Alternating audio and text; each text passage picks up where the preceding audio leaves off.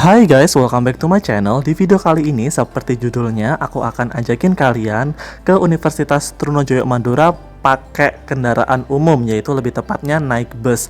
Nah, buat teman-teman, dulu emang aku pernah ngejelasin gimana caranya ke UTM pakai kendaraan umum, cuman kan itu sekedar kayak bincang santuy aja kan. Nah, sekarang mumpung lagi ada kesempatan ke sana, karena aku lagi ngurus berkas juga untuk wisuda, jadi sekalian aja aku bikin video biar teman-teman juga lebih jelas, dan juga aku akan share beberapa tips biar kalian juga nggak nyasar nantinya ya. Oke, langsung aja kita naik bus bareng-bareng ke UTM. Tapi sebelum itu, seperti biasa, subscribe dulu dong channel aku biar aku semakin semangat untuk update videonya. So, langsung aja, nggak usah lama-lama, kita naik bus bareng-bareng ke Universitas Trunojoyo Madura. Nah, teman-teman, langkah pertama yang kalian harus lakukan adalah kalian harus cari bus jurusan ke Surabaya Kota, tepatnya ke Terminal Bungurasi. Nah, sekarang aku lagi naik bus Harapan Jaya, dan juga bus ini itu lewat tol, guys. Untuk harganya sendiri, kalau emang lewat tol itu emang jauh lebih mahal, tapi keuntungannya adalah emang lebih cepet, guys. Aku bayarnya 20.000 untuk tiketnya, dan biasanya kalau untuk yang nggak lewat tol itu harganya sekitar 11 sampai 15.000, itu kisaran harganya. Dan juga ini informasi aja buat teman-teman yang mungkin daerahnya beda sama aku ya. Ya jelas harga tiketnya bakalan beda. Tapi poin utamanya adalah pokoknya kalian naik bus dulu, bus apa aja yang intinya jurusannya adalah ke Surabaya Kota, yaitu Terminal Bungur Asih kayak gitu. Nah guys, saran aku kalau kalian naik bus, please kalian sarapan dulu, karena gak tahu kenapa, mungkin karena juga udah lama banget gak naik bus, aku kayak mabuk gitu karena kemasukan AC ya, dingin dan juga perut kosong, jadi agak linglung gitu. Jadi buat teman-teman yang emang mau naik bus, please kalian sarapan dulu ya, atau nggak bawa roti atau bawa susu kayak gitu-gitu, biar kalian lebih fit, karena lagi corona kan, jangan sampai juga keadaan badan nggak sehat, karena itu juga bahaya. Nah guys, setelah aku naik bus dari Jombang ke Surabaya yang kurang lebih sekitar 2 jam, aku turun di Terminal Purabaya atau sering disebut dengan Terminal Bungur Asih. Jujur aja agak kaget karena di sini sepi banget guys.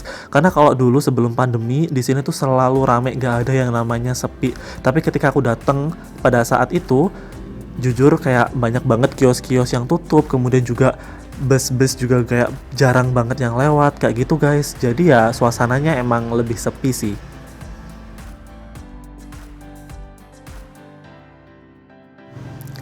Setelah kalian turun dari Terminal Purabaya atau Bungurasi tadi itu, kalian langsung aja cari pangkalan bus kota.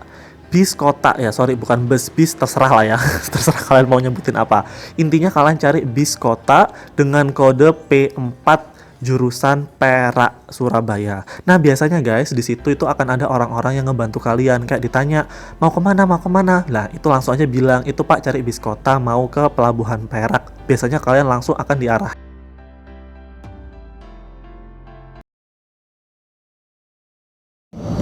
Hai guys, jadi aku sekarang ada di bis kota ya, di bis kota P4 jurusan ke Perak. Jadi nanti kalau aku naik bis ini, nanti itu sampainya aku di Pelabuhan Perak gitu.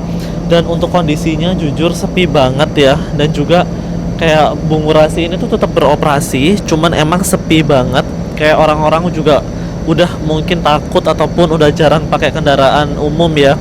Jadi bisa dibilang ya nggak rame gitu loh.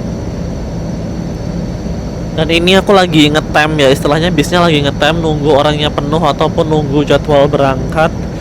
Jadi ya stay tune terus, nanti aku bakalan update sampai ke Pelabuhan Peraknya.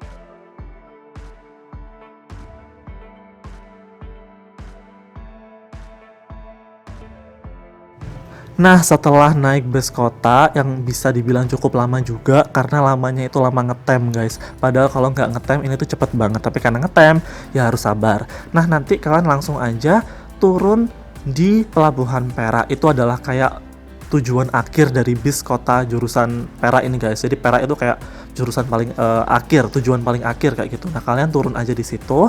Nah, langsung kalian menuju ke tiket pembelian tiket kapal penyeberangan. Nah, di situ kalian beli tiketnya harus pakai kartu e-tol. Kartu e-tol ini itu adalah sistem yang dimana baru diberlakukan oleh Pelabuhan Perak biar bisa lebih efektif guys. Nah, kalau kalian nggak punya, aku saranin kalian cepet-cepet buat. Kalian bisa beli atau buat di Indomaret atau Alfamart kayak gitu-gitu, simple banget, dan itu sistemnya kayak debit. Jadi kalian kayak kayak saldo gitu buat beli tiketnya. Nah, untuk harganya sendiri hitungan orangnya per orangnya itu 5.000 aja. Nah, kalau kalian bawa motor itu harganya 7.000, dihitung motor sama kamu sebagai pengendara itu dihitung 7.000 kayak gitu.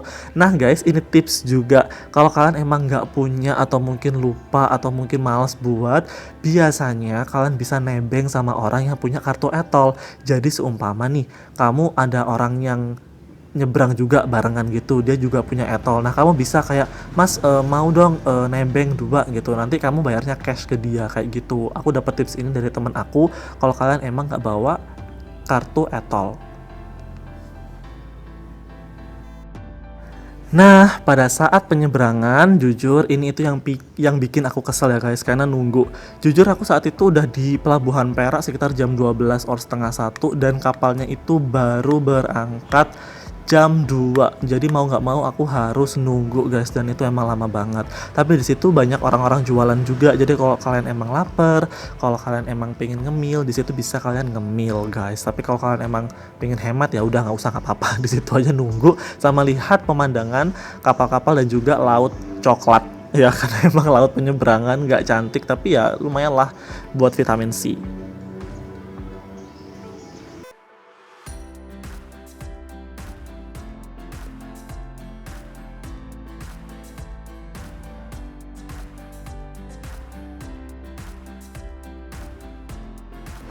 Nah, setelah itu guys, kalian pasti akan seneng banget kalau suara kapalnya udah datang. Nah, pada saat kapalnya datang, itu juga nggak langsung berangkat guys, tapi juga harus nunggu 30 menit. Istilahnya kayak ngetem gitu, nunggu kapalnya sampai penuh. Nah, nanti kalau udah setelah 30 menit, kalian akan berangkat untuk ke Pelabuhan Kamal Madura. Nah, ini juga memerlukan waktu kurang lebih 30 menit juga.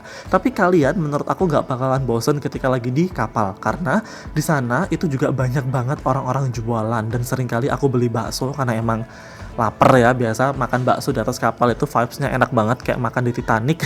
Jadi enak banget, dan juga kalian bisa ngelihat kayak pemandangan-pemandangan kapal dan juga laut Selat Madura. Di situ juga cakep banget, apalagi kalau lagi maghrib-maghrib gitu guys, sunset, aduh cakep banget buat foto-foto. Dan juga di sini menurut aku juga rame ya, jadi kalian bisa kayak apa ya nggak merasa kesepian gitu kalau lewat atau naik kapal ini.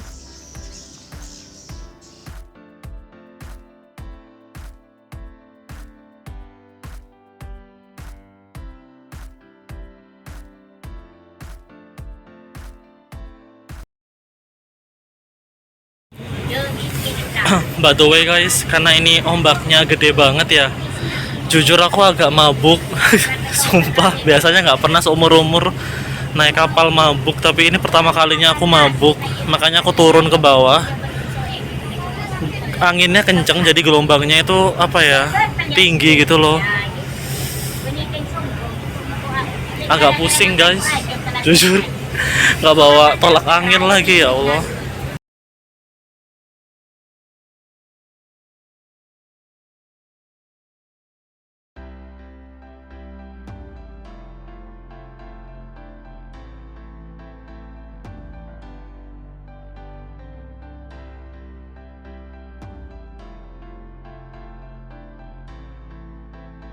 Nah, setelah penantian panjang, kalian naik kapal kurang lebih 30 menit tadi, kalian akan turun di Pelabuhan Perak. Pastikan barang-barang kalian gak ada yang ketinggalan, kayak dompet, HP, bawaan koper, dan sebagainya. Coba dicek dulu.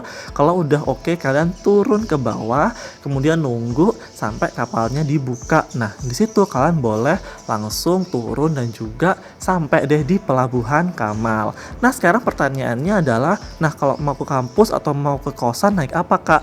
Ada beberapa opsi, yaitu pertama kalian bisa naik ojek pengkolan di situ, karena di situ banyak banget orang-orang yang buka jasa ojek.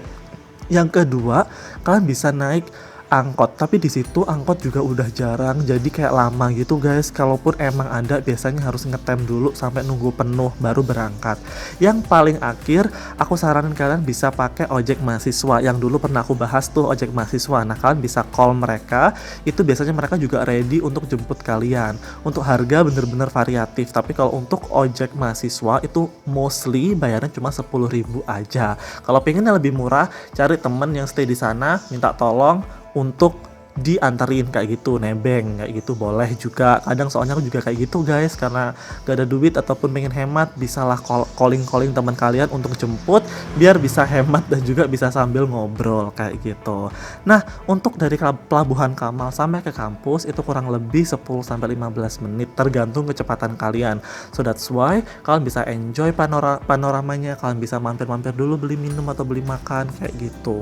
So sebetulnya simple banget, tapi yang bikin lama adalah ngetem, dan jujur aja it takes 6 jam buat aku dari Jombang ke Madura, yang dimana kalau naik motor itu cuma 2,5 jam guys. Tapi karena emang ngetem, karena emang kita naik kendaraan umum, ya kita nggak bisa seenaknya sendiri. So that's why kita harus nunggu dan juga memenuhi memenuhi sih, mematuhi ya, goblok banget sorry, mematuhi aturan-aturannya ya kayak gitu. Jadi yang itu yang bikin lama. Tapi dengan cara ini kalian bisa ke UTM dengan safe ya, kalau kalian emang nggak bawa motor.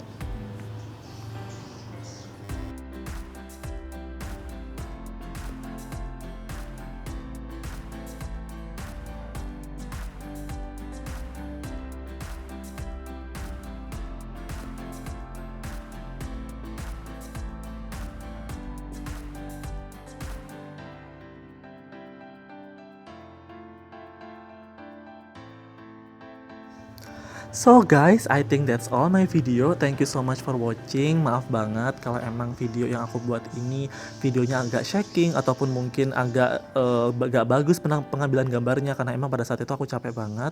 Tapi thank you so much buat temen-temen yang udah mau nonton sampai akhir. If you have any question, kalian coba komen di bawah aja biar nanti aku jawab satu persatu. Dan jangan lupa untuk subscribe ya. So that's all my video, and have a nice day everyone. Bye.